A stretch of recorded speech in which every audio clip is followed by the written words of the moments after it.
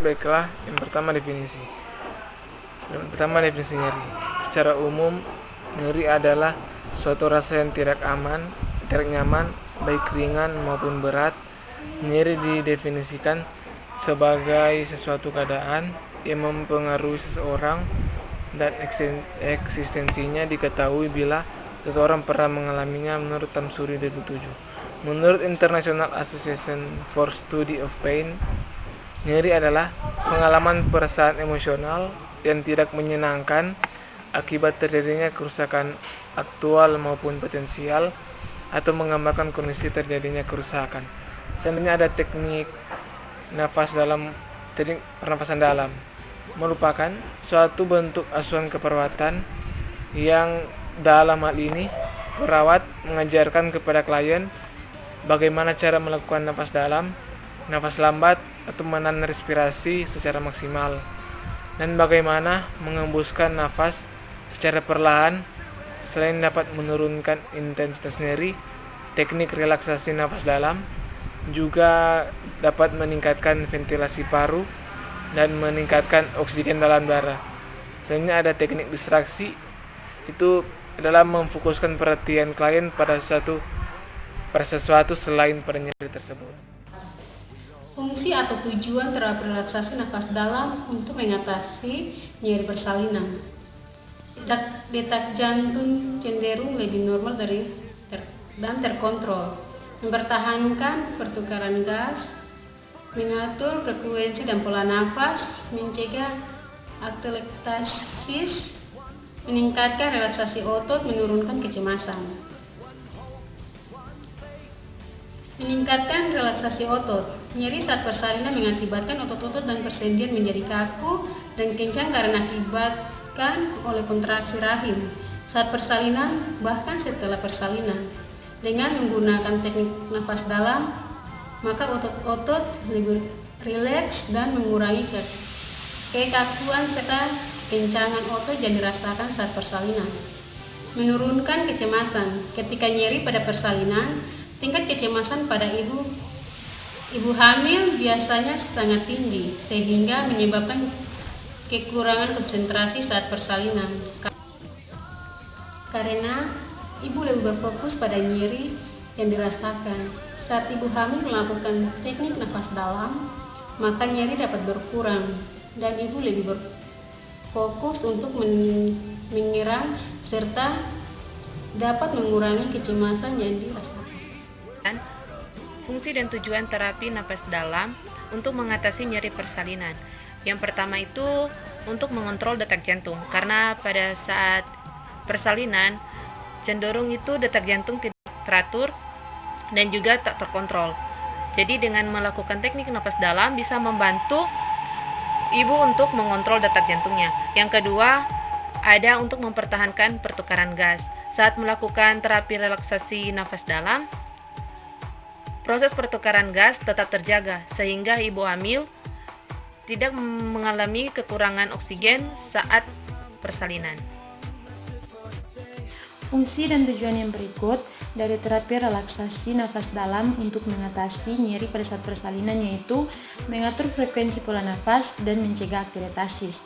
Nah, atelektasis ini merupakan gangguan atau penyumbatan yang terjadi pada bagian saluran pernafasan. Biasanya terjadi pada trakea, bronkus, dan bronkiolus sehingga menyebabkan alveolus hanya memiliki sedikit udara atau tidak memiliki udara atau oksigen sama sekali. Lebih tepatnya, terjadi gangguan pertukaran karbon dioksida dan oksigen. Sebabnya mengapa terapi relaksasi nafas dalam ini sangat berperan penting untuk mengatasi nyeri saat persalinan. Mengaruhi respon nyeri. Yang pertama ada usia. Usia merupakan variabel yang penting yang mempengaruhi nyeri, khususnya pada anak-anak dan lansia. Perbedaan perkembangan yang ditemukan di antara kelompok usia ini dapat mempengaruhi bagaimana anak-anak dan lansia bereaksi terhadap nyeri. Anak belum bisa mengungkapkan nyeri, sehingga perawat harus mengkaji respon nyeri pada anak. Pada orang dewasa, kadang melaporkan nyeri juga sudah patologis dan mengalami kerusakan fungsi. Pada lansia cenderung memendam nyeri yang dialami.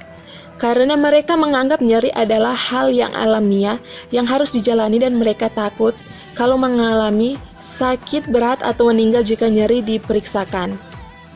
Kita masuk pada yang kedua di mana ada jenis kelamin. Menurut Jill 1990, mengungkapkan laki-laki dan wanita tidak jauh berbeda. Secara signifikan, dalam merespon nyeri, justru lebih dipengaruhi faktor budaya.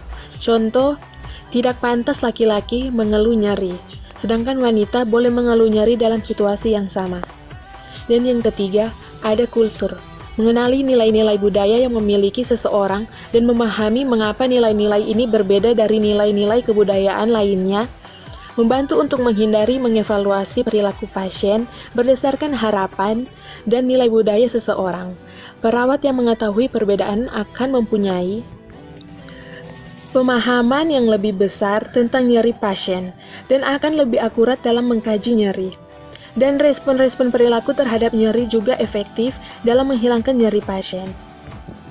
Keempat, ada ansietas, yang dimana meskipun pada umumnya diyakini bahwa ansietas akan meningkatkan nyeri, mungkin tidak seluruhnya benar dalam semua keadaan. Riset tidak memperlihatkan suatu hubungan yang konsisten antara ansietas dan nyeri. Juga tidak memperlihatkan bahwa pelatihan pengurangan stres praoperatif menurunkan nyeri secara pasca operatif. Namun ansietas yang relevan atau berhubungan dengan nyeri dapat meningkatkan persepsi pasien terhadap nyeri. Ansietas yang tidak berhubungan dengan nyeri dapat mendistraksi pasien dan secara aktual dapat menurunkan persepsi nyeri. Secara umum, cara yang efektif untuk menghilangkan nyeri adalah dengan mengarahkan pengobatan nyeri ketimbang ansietas. Efek placebo. Efek ini terjadi ketika seseorang berespon terhadap pengobatan atau tindakan lain karena suatu harapan bahwa pengobatan tersebut benar-benar bekerja. Yang keenam yaitu pengalaman masa lalu. Seringkali individu lebih berpengalaman dengan nyeri yang dialaminya, makin takut individu tersebut terhadap peristiwa menyakitkan yang akan diakibatkan. Yang ketujuh, pola coping. Pola coping adaptif akan mempermudah seseorang mengatasi nyeri, dan sebaliknya pola coping maladaptif akan menyulitkan seseorang untuk mengatasi nyeri. Dan yang kedelapan, support keluarga dan sosial. Individu yang mengalami nyeri seringkali bergantung kepada anggota keluarga atau teman dekat untuk memperoleh dukungan dan perlindungan. Walaupun nyeri tetap klien rasakan, kehadiran orang yang dicintai akan meminimalkan kesepian dan ketakutan.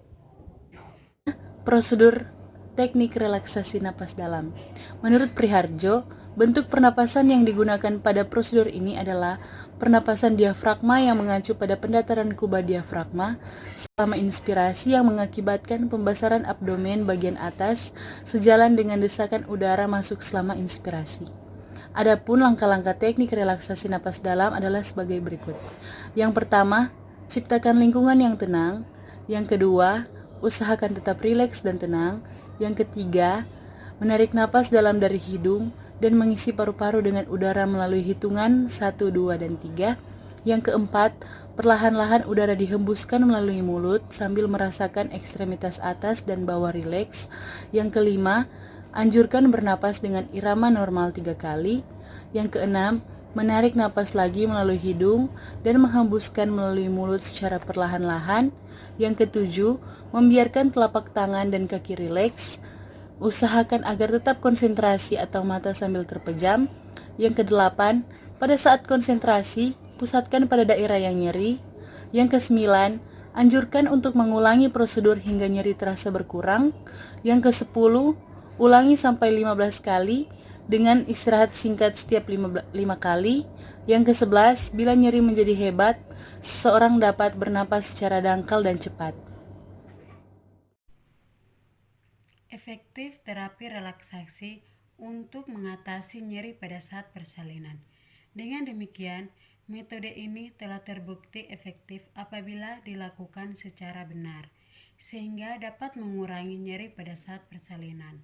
Karena metode relaksasi dapat melancarkan sirkulasi darah dan oksigen ke uteri, sehingga mengurangi terjadinya fase kontraksi. Dan dilakukan selama 15-30 menit, tergantung lamanya nyeri dan proses persalinan, sehingga dapat menghasilkan hasil yang lebih efektif.